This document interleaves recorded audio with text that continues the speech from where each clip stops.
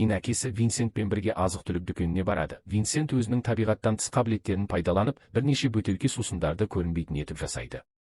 Бөтелкелерді жасырғаннан кейін, әлгі адам кассаға келіп, күдік тудырмау үшін сөреден бір дана сағыз сатып алады. Ұрлық аяқталған соң, Винсент сыртқа шығып, ұлына көлікті алып келетінін айтады. Ин иллюзияны белсенді ұстау үшін терезенің алдында қалады. Бірақ кенеттен бір топ студент қыздар өтіп бара жатады, және жас әйелдердің бірі онымен сөйлесіп, оны оғаш деп атайды. Бұл Иннің зейінін жоғалтуына әкеледі. Ал дүкен иесі сусындарының жоқ екенін байқағанда, ол Винсенттің көлікті айдап бара жатқанын көре салысымен ұрыны айыптайды, және балғамен шабуыл жасауға жүгіреді. Ашуланған Ин оған тоқтауды бұйырады. Алайда сатушы қыз қорықпай, жас жігітке қарай жүреді. Ал Ин өзін қорғау үшін тапанша суырады. Әйелдің тоқтамайтынын түсінген Ин оқ атып, оны жерге құлатады, және сол сәтте қылмыскердің қаруланбағаны, керісінше қолымен жалған тапанша жасағаны анықталады. Жас жігіт өзінің құрбандарының санасын манипуляциялай алатын, тіпті оларды өзінен жарақат алдым деп ойлауға мәжбүрлейтін өте күшті психикалық қабілеттерге ие. Жағдайдың қауіпті сипат алғанын байқаған Винсент ұлын ол жерден алып кетеді, ал бірнеше минуттан кейін оқиға орнына полиция көлігі келеді. Үмітсіздікке түскен әйел өзіне оқ атылғанын айтып айқайлайды, ал полиция қызметкері оның жақсы екенін айтады, және мүлдем абдырап қалса да, сатушы қыз ер адамға қылмыскерлерді қууды бұйырады. Бірнеше секундтан кейін Ин мен Винсент полиция көлігі қуып келе жатқанда қала көшелерімен зулайды, және қашу кезінде жас жігіт әкесін ұрлық жасауға мәжбүр болғандар үшін сөгеді. Ара қашықтықты ұлғайту үшін мутант иллюзия жасайды. Полиция қызметкері көліктің бұрылыстан бұрылғанын көреді. Бұл ер адамның жалған көлікті қуып кетуіне әкеледі, ал көп ұзамай Ин әкесін сөгуді жалғастырады. Олар жай ғана банкты тонап, өмір бойы бай бола алатынын айтады. Алайда Винсент ұлына бұл туралы қайта сөйлемеуді бұйырып, оған әрқашан өзінің екі ережесін ұстану керектігін айтады. Өздеріңе тым көп назар аудармаңдар және күштеріңді өз отбасына қарсы қолданбаңдар. Мұны естіген Ин ашуланып, қудалауды бір жола тоқтату үшін күштерін полиция қызметкеріне қолданады. Ол айналасында шыны сынықтарының жаңбырын көреді. Содан кейін офицер жолда сырғанап, аударылып, жанармай құю бекетінің ортасында қалады. Көліктен шыққаннан кейін, әлгі адам мінсіз күйдегі көліктің құрылымына сүйеніп демалады, және бұл көрініс жанармай құю бекетінің қызметкерін мүлдем абдыратып тастайды. Алыста, жұмбақ әйел қала бойынша шашыраңқы орналасқан бірнеше қауіпсіздік камераларының жазбаларын бақылайды, және жүргізушісіне дереу тікұшағын шақыруды бұйырады. Келесі күні Ин қорқынышты түстен кейін оянады, және оған 18-ші туған күніне қуырылған жұмыртқа табағын торт ретінде ұсынған әкесін кездестіреді. Екеуі халықтың қалған бөлігінен алыс болу үшін қандай да бір тастанды кемеде тұрады. Көп ұзамай әлгі адам ұлын күн бойы өзімен бірге өткізуге көндіруге тырысады, және оған марқұм анасының суретін көрсетіп, бәрі бірге болған күндерді сағынғанын айтады. Алайда Ин қалғысы келмейді және кетуге дайындалады. Уайымдаған әкесі ұлын мұны жасамауға көндіруге тырысады, бірақ ол мән бермейді және шешімінен таймайды. Сондықтан Винсент оған кетпес бұрын сыйлығын беруді шешеді. Ал жас жігіт жай ғана өз бөлмесіне барып, ашуын басу үшін жаттығуға арналған манекенді ұрады. Соған қарамастан Ин туған күнін тойлау үшін үйден кетуді шешеді, және жатын бөлмесінің терезесінен секіріп кетеді. Алыста мутанттың иллюзиясына түскен полиция қызметкері қыз досымен сөйлесіп, жанармай құю бекетінен және азық-түлік дүкенінен қауіпсіздік камерасының жазбаларын алуға тырысқанда, иесі файлдарды әріптестерінің әлдеқашан тәркілегенін айтқанын айтады. Бұл әңгіме дүкен тұтынушыларының бірінің назарын аударады. Ол қандай да бір психикалық қабілетті қолданып, офицерге шабуыл жасайды. Ол жерге жансыз құлайды. Кейінірек, арнайы жасақ Винсенттің қайығына шабуыл жасауға дайындалады. Оны олар тез арада қолға түсіреді. Содан кейін басшы Винсентке полицияны алдаған үшін алғыс айтады. Өйткені бұл оларға Форсептор деген атпен белгілі психикалық қабілеттері бар мутантты табуға мүмкіндік берді. Сол сәтте сарбаздардың бірі бастығына жақындап, олардың Иннің аркадада кездейсоқ жүргенін тапқанын ашады. Осы уақытта қаланың аркадасында кофенің тұтынушысы Инні іздеп жүреді, және сол кезде бұл адам Форсептордың бірі екені анықталады. Бірнеше ер адамның жаңа ғана келгенін байқаған инфильтратор тез әрекет етеді, және қылмыскерлердің бірін нокаутқа түсіргеннен кейін, қалған жасаққа ескерту үшін радионы қолданады. Содан кейін басшы барлық сарбаздарына сол жерге баруды бұйырады, және Форсептор тез арада күштерін қолданып, олардың бірін алдайды. Бұл әлгі ақымақтың бірнеше адамды атып тастауына әкеледі. Көп ұзамай Ин қашуға тырысады, бірақ қолға түседі. Ал сол уақытта бейтаныс екі адам жас жігітті қақтығыс орнынан алып кетеді, оның алынып тасталмау үшін тырысады. Форсептор олардың ашық аймақта болғанын күтеді, және жаумен өзінің жекпе-жек өнері дағдыларымен бетпе-бет келеді.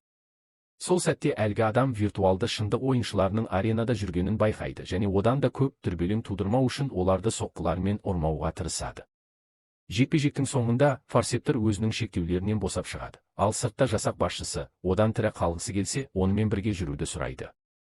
Көліктегі ес-түссіз жатқан әкесін көргеннен кейін, жас жігіт үмітсіздікке түседі, және әйел оның зейінін пайдаланып, оған шектеу дулығасын кигізеді. Шектелгеннен кейін, жасақ оқиға орнынан кетеді, және ол апат иллюзиясымен оларды тоқтатуға қанша тырысса да, форсептор оларды көзден таса етеді. Бірнеше сағаттан кейін зертханаға жеткізіледі. Онда басшы өзін Адриана деп таныстырады, және олардың сана деп аталатын ұйыммен соғысып жатқанын ашады. Содан кейін әйел бұл топтың психикалық мутанттары көптеген жылдар бойы адамзатты өз пайдасына әрекет етуге манипуляциялап келгенін, планетаның соғыс саясаты мен экономикасын бақылап отырғанын ашады. Сондықтан Адриана олардың бар болғаны әлемдегі демократияның қалғанын қорғауға тырысып жатқанын, және форсептор сияқты адамдар оларды қандай да бір жолмен тоқтатуға тырысады деп мәлімдейді. Абыржыған оны не үшін ұстағанын сұрайды, ал басшы олардың оның қанынан формуланы алып, психикалық күштерді ұстайтын зат жасағысы келетінін түсіндіреді. Мұны естіген жас жігіт ұйыммен ынтымақтасудан бас тартады, бірақ Адриана берілмейді, және оған анасының суретін көрсетіп, егер ол ынтымақтасуды шешсе, оған ол туралы көбірек ақпарат бере алатынын айтады. Екі рет ойланбастан күштерін оған қолданады. Әйел өзін жағажайда көреді, бірақ иллюзия тез үзіледі, және ол егер осының бәрін жалғастырғысы келсе, оны әкесіне апаруды бұйырады. Бұлымен қайта қауышқан Винсент одан бұл адамдардың айтқандарына сенбеуді сұрайды, және жас жігітті сендіру үшін Адриана оған өзінің ақыл оқу қабілетін өз әкесіне сынап көру керектігін айтады, өйткені ол ешқашан айтпаған құпиялар бар. Үмітсіздікке түскен Винсент ұлынан әйелді тыңдамауды өтінеді, бірақ олардың айтқандарына қызығып, күштерін әлгі адамның санасына қолданады. Осының арқасында мутант әкесінің бұрын ұйымда жұмыс істегенін, және төтенше жағдай кезінде ол барлығының зейінін пайдаланып, сынақ бөлмесіне нәрестені ұрлап кеткенін анықтайды. Көп ұзамай әлгі адам бала қолында сол жерден қашып кеткен, және шындыққа оралғанда шокқа түседі, ал Винсент санасына енуден кейін төсекте ес-түссіз құлайды. Жас жігіт бұл оның шын әкесі емес екенін түсінеді. Келесі күні әлі де зертхана бөлмесінде, сол кезде Эстер оны таң қалдырып, бұл жерден кетуге уақыт келгенін айтады. Сол сәтте әйел өзінің инфильтратор екенін ашады және жас жігітті лифтіге апарады. Ол күтіп тұрғанда Эстер өзінің тамаша жекпе-жек өнері дағдыларымен ондаған күзетшілермен шайқасып, олардың әрқайсысын жеңеді. Кетпес бұрын мутант әйелден Винсентті құтқаруға көмектесуін сұрайды, өйткені ол оның әкесі болмаса да, әлгі адамда құнды ақпарат болуы мүмкін. Тұтқындардың қашқанын байқаған Адриана зертхана дабылын қосады, ал оның бастығы жас жігіттің бұл жерден тірі кете алмайтынын, сондықтан оны дереу жою керек екенін айтады.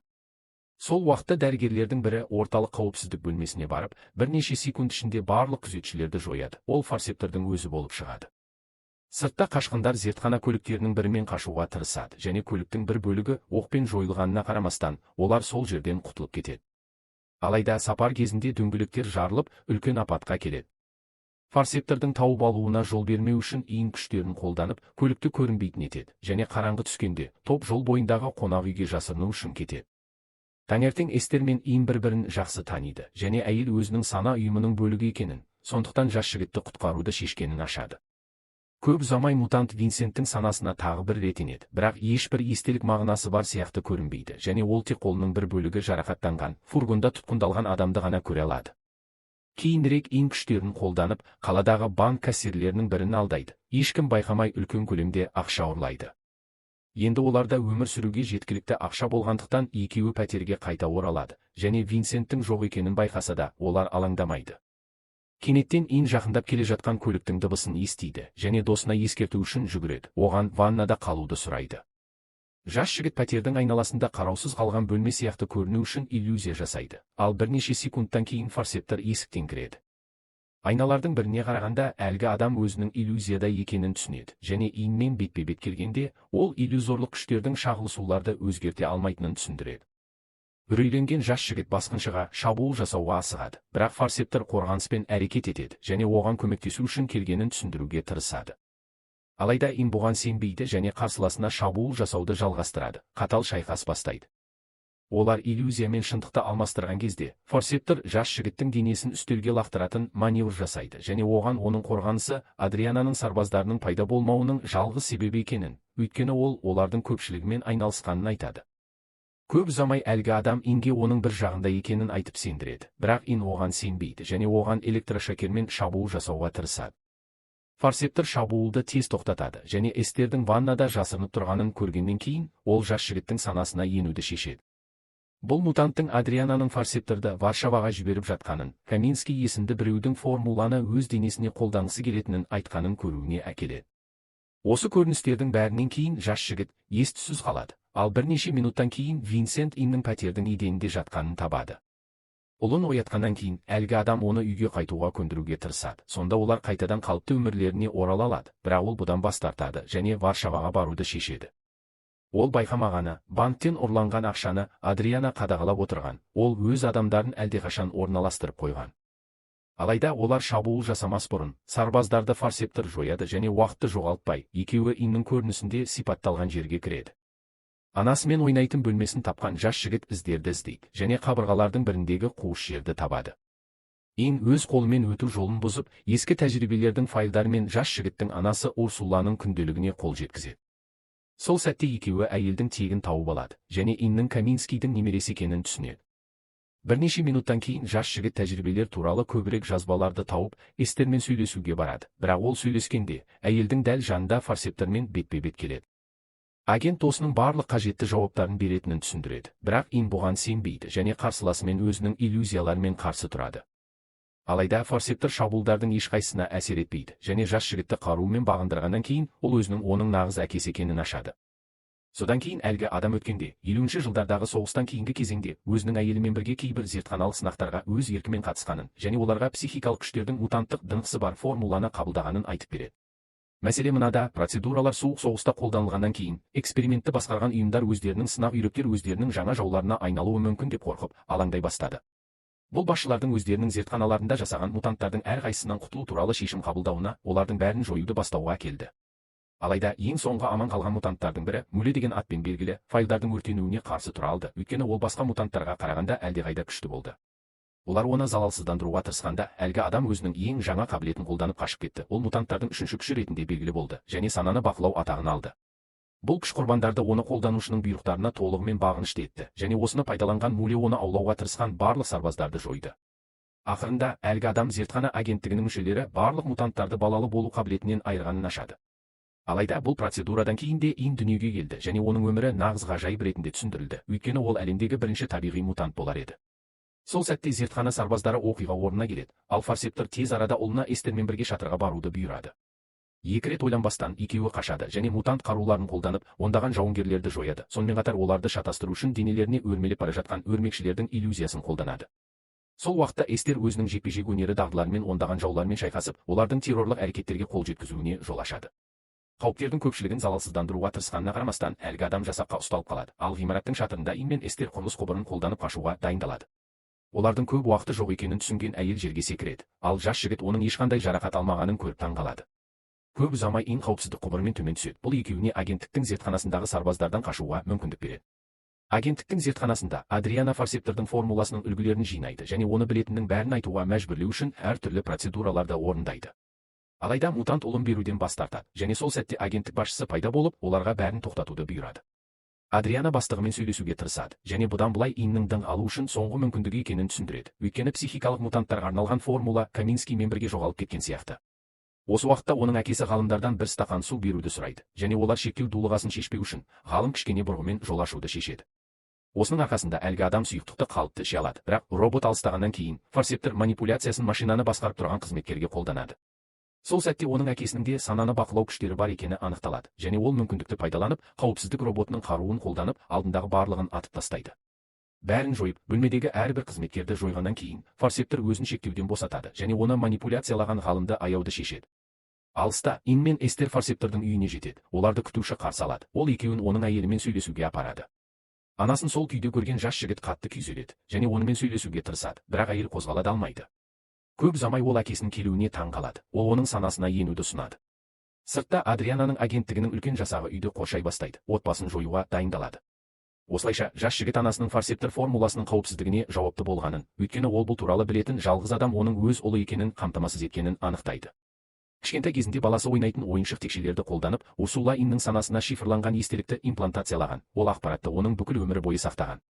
Содан кейін Форсептор ұлының санасына енеді және объектілерден құралған формуланы көргенде, ол мазасызданып, оны ұстау үшін әйелдің ақыл-ой тосқауылынан өтуге тырысады.